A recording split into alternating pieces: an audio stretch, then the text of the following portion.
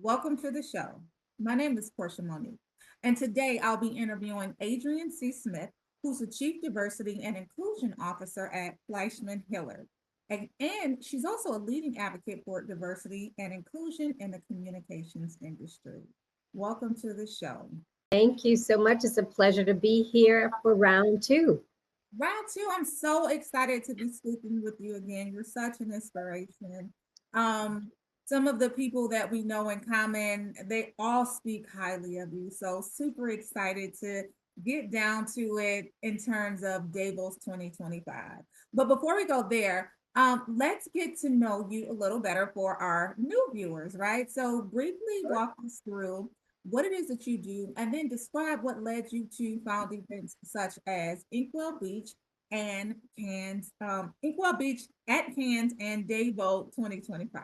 Sure. Let's see. First, I'm the Chief Diversity and Inclusion Officer at Fleischman Hillard. And then my passion project is the CAN Diversity Collective. And what that is, it's an opportunity to provide access to global thought leadership conversations that happen all over the world in Cannes and in Davos and in Dubai. So we're making sure that places and spaces that traditionally seem not accessible or just communities don't even know about, but world leaders and leaders in the industries attend, we want to make sure that we're there. So that's sort of my goal and mission. But I really want to start in a different place, or the same place, but just a different angle, because you asked me, why do I do this work? And I don't know if I shared this story with you before, Portia, but when I had this opportunity to have my African ancestry done. Did I share this story with you? Oh, you did not. I'm so eager to hear. Okay, so there was we do an event in Martha's Vineyard as well, and so those conversations shift, and they're more about culture and community. And one of the sessions that we had was a feature with the head of African ancestry, and what they do is they trace your mitochondrial DNA. So that is your mother's line. There's this green dot that everyone has that only traces their mother's lineage as far as they can go. So they discovered that my family was from Sierra Leone, and they were part of the Mende tribe. And within the Mende tribe, there's a group of women, a secret society of women called the Mende group.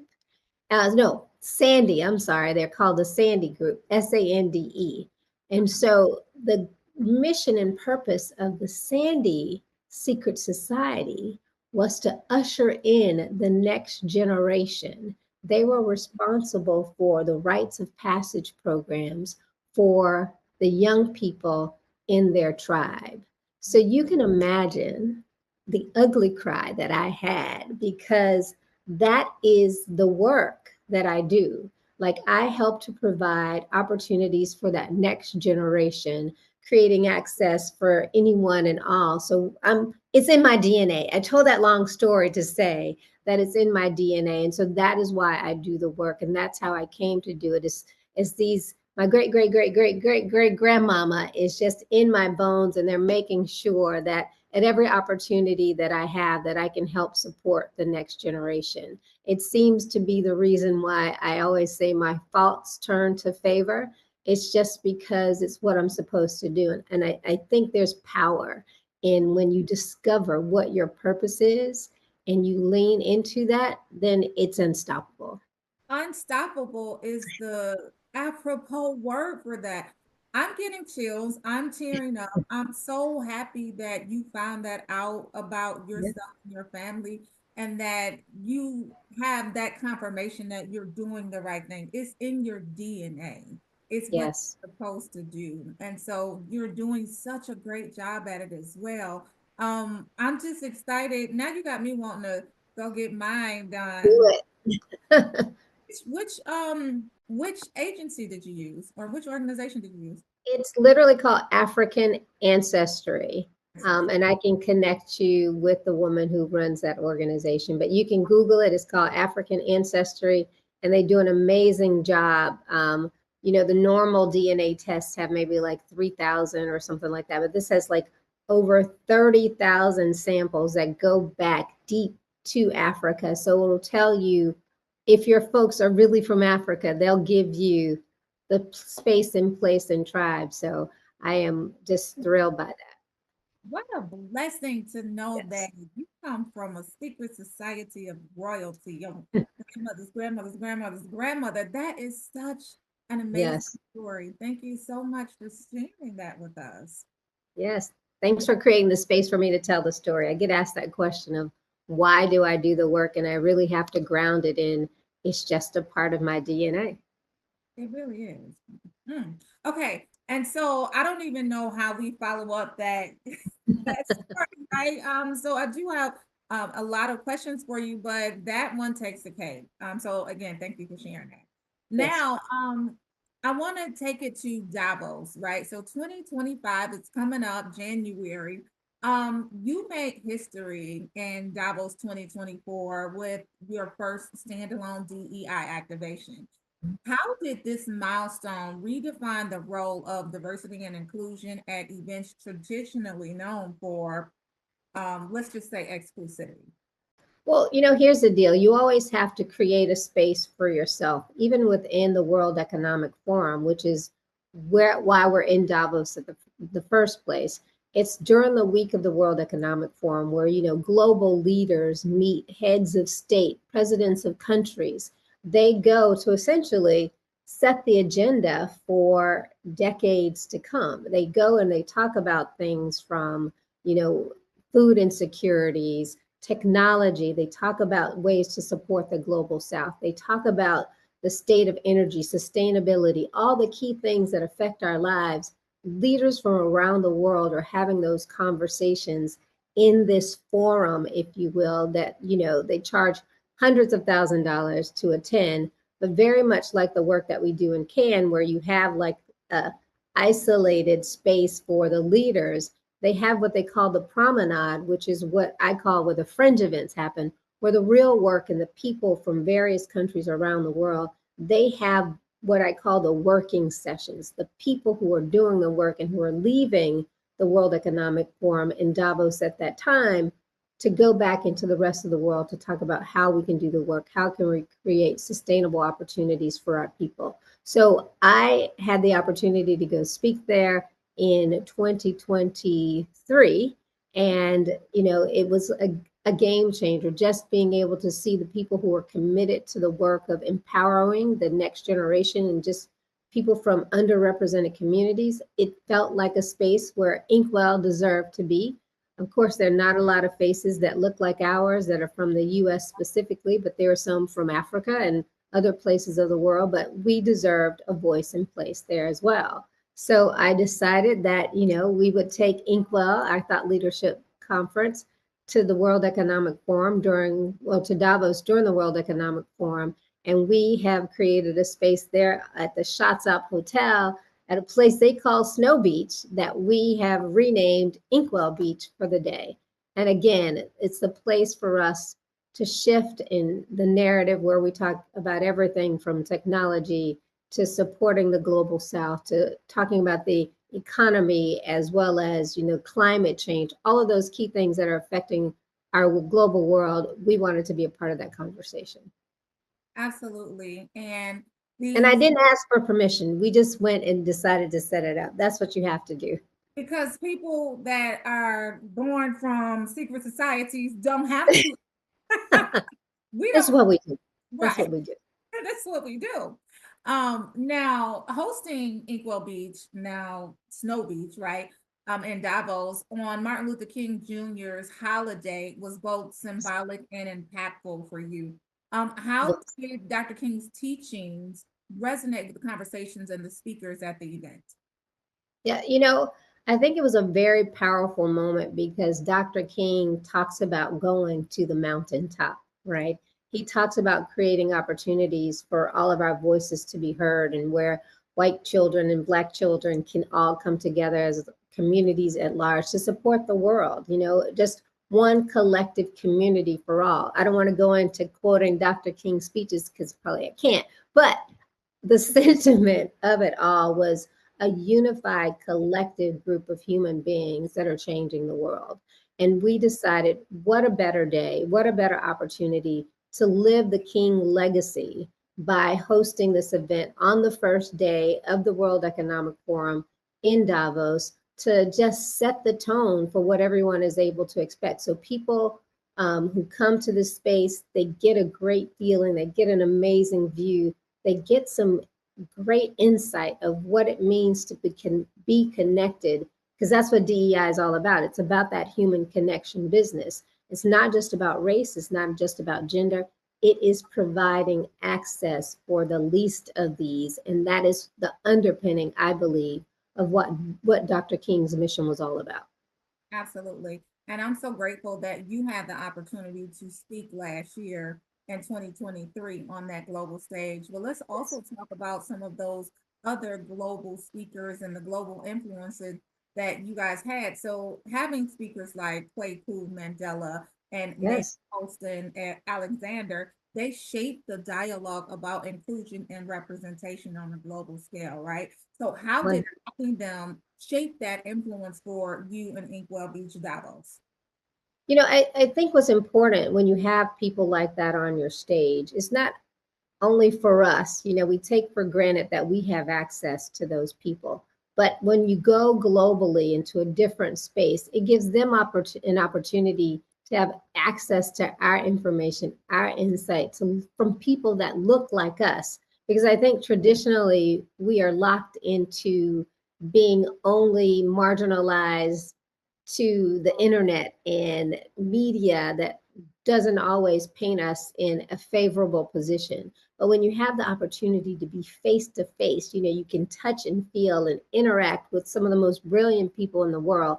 It's life changing, not only for us, but also for them. So, this access that I talk about, it goes both ways, because it creates opportunities for us to elevate this conversation of inclusion. And that's what our mission is of the Can Diversity Collective, is to be the global voice of inclusion. And that's why it's important for us not only to have voices like ours there, but also include them on our stage as well. Absolutely. And so Davos 2025 and beyond, right? So what lessons from that inaugural Davos, pronounce it correctly. Yes, Davos. So what lessons from that inaugural Davos activation are shaping your plans for 2025, or have shaped your plans for 2025? And what new initiatives can we expect to see?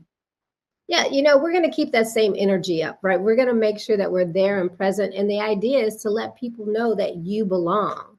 We belong in this space, and we have great insight and great intel to offer. So we'll be back again with messaging. We've had a very impactful election that talks about, almost destroying DEI work. And the reality is, my saying is, don't believe the hype. DEI will never die, because you are essentially saying that you want to stop providing access to any community and anyone that needs support and help. And that's going to be like that continued thread. Our symbol for the Can Diversity Collective is the Aya, which is an Ndinkra symbol. And it means endurance, and it means being resourceful, right? So this will be the season of Aya, the season of endurance, the season of resourcefulness, because this battle that is upon us is not going to end lightly, and we have to pull out all the resources. We have to just be committed to the cause, what I say, 10 toes down, to be able to fight the fight. And that's what that mission is about. It's just to be, a steadfast voice, so that people can see the power, not only just personally, but economically, what it means and how it can help the bottom line of your organization. Absolutely. 10 toes down. You said that perfectly. Now, you spoke earlier about the power of the fringe, right? So I want to go into just a tinge more detail on what that said. There's power in what that means. There's Yeah. power in the fringe. How does this philosophy drive the way that CDC approaches DE&I initiatives at these prestigious global events? Yeah. So what that means is you have a collective group that's in that main room, right? I'm a firm believer in succession planning. And you get that next generation of leaders out of the fringe, out of the people who aren't in that immediate circle.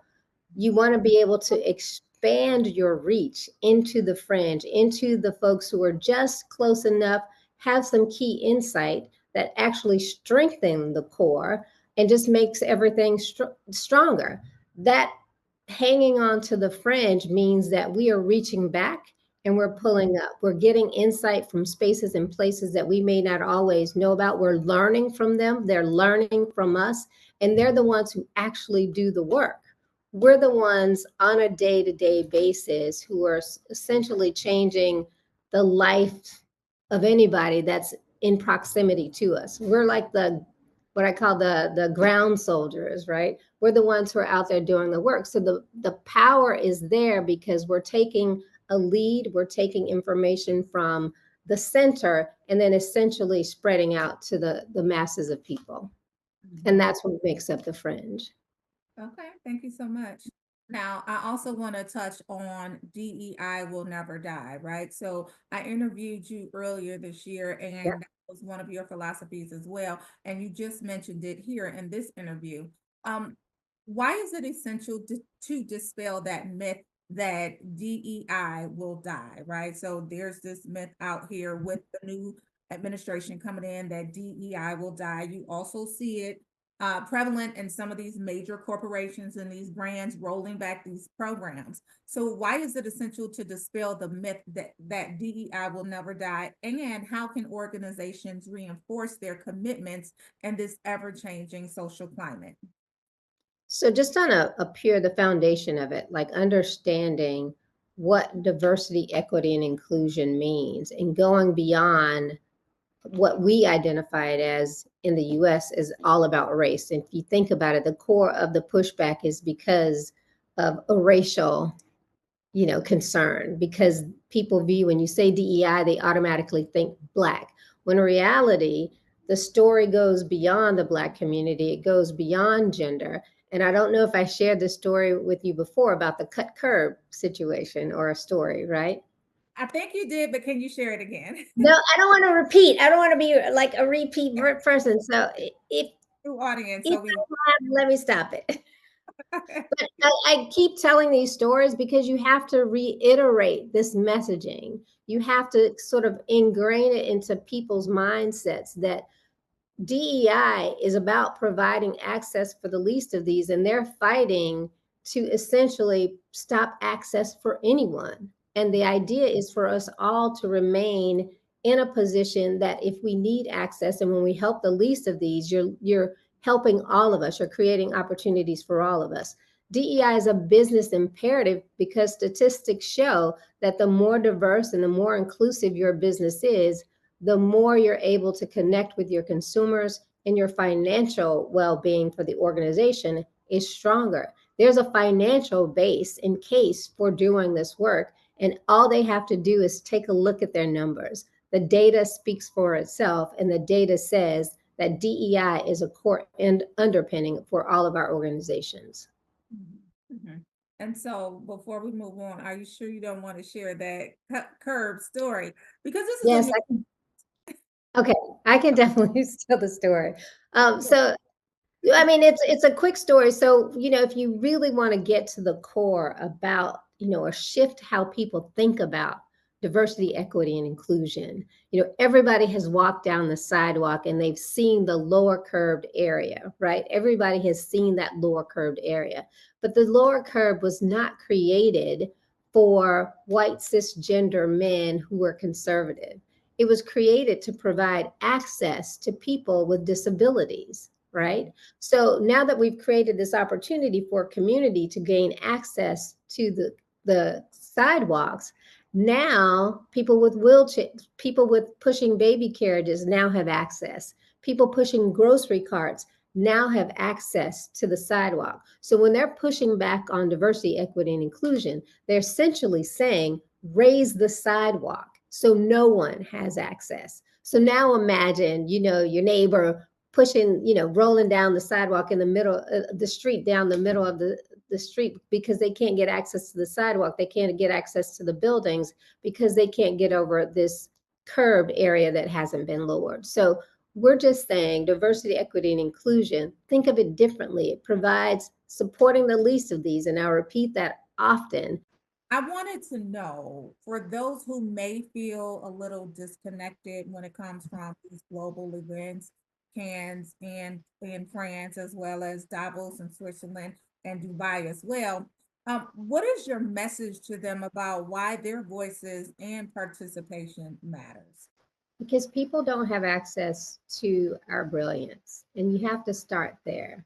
You have to just look at the trends we carry from an entertainment standpoint, the trends and the input and the entrepreneurial, the inventions that we've created for the world, some of the foundational pieces of basic things like how we're able to video chat now, the telephone, like so many opportunities have been created for us because our people have been there. So we don't have a choice but to enter spaces because the world deserves to be attracted to and learn from our brilliance. And so I just want to make sure that people see what's possible, because once you know what's possible, then you know you can have access to the world and you can change it. So it's just as simple as the world deserves access to you, to us, to me, just to know how brilliant we are. And, as a person who, it's in my DNA,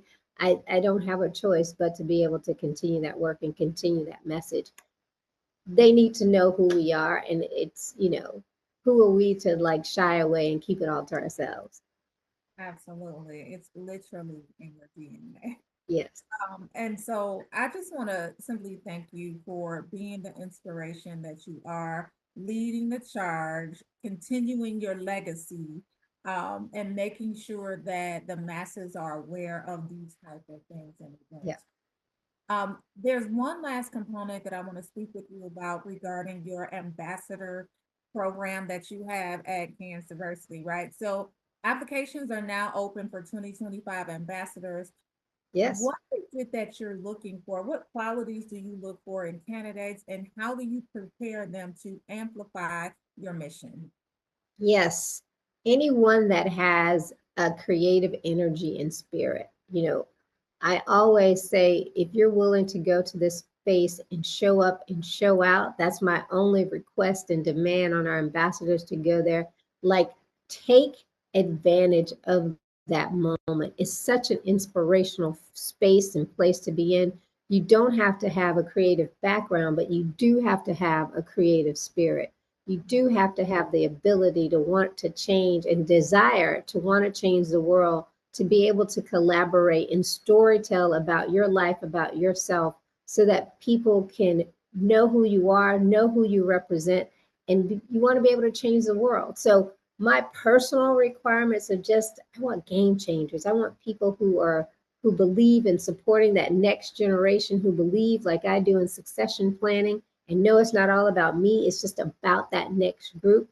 It's on the Gradient system. My good friend Love Malone, who's the CEO of the Gradient, she has volunteered their platform for us to use. So it's a very intuitive, creative system that you're able to do your best at showing, your creative spirit with your video. If you have a portfolio, you can upload your portfolio. But we give everybody the opportunity to be able to tell a creative story, tell your what you're passionate about. Please check out our website and check out our Instagram page. They have listed opportunities for what we call our open houses, so that you can learn from people who have applied and who have succeeded to get into the program. So you get a chance to talk to the people who have actually done the work, gone to the place, experienced it, and then some of them who've even given back to us, as a collective, as alum in our ambassador program. And that's what we want. We want people who will go take advantage of, go back and evangelize, and then support that next generation to come back in. Lovely. How do we find out more information about being an ambassador, one, but more information about these global programs like Davos and Cannes as well as Dubai? Yeah, I would say continue to follow us at the Can Diversity Collective. Also, Inkwell Beach Can are our Instagram handles. That's where most of our information is, or on our website at Inkwell Beach Can or CANNES diversitycollective.com.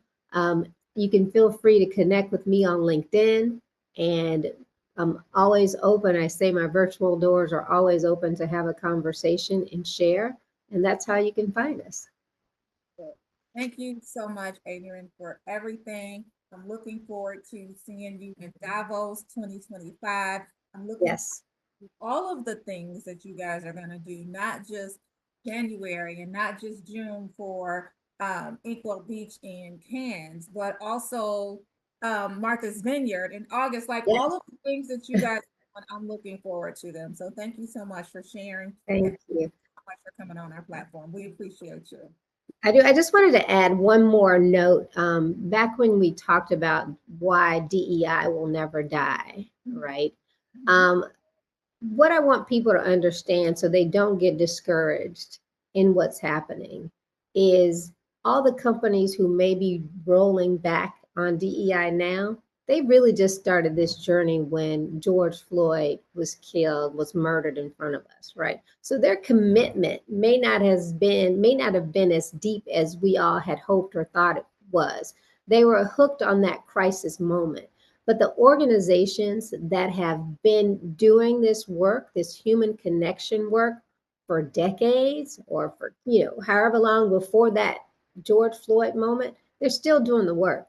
You may not hear them like talking about it in a way, or they may be shifting the narrative, but this work is essential again to every organization's bottom line. You have to have it as an underpinning of your organization, or your business will fail. Your business will die. DEI won't die, but your business will die.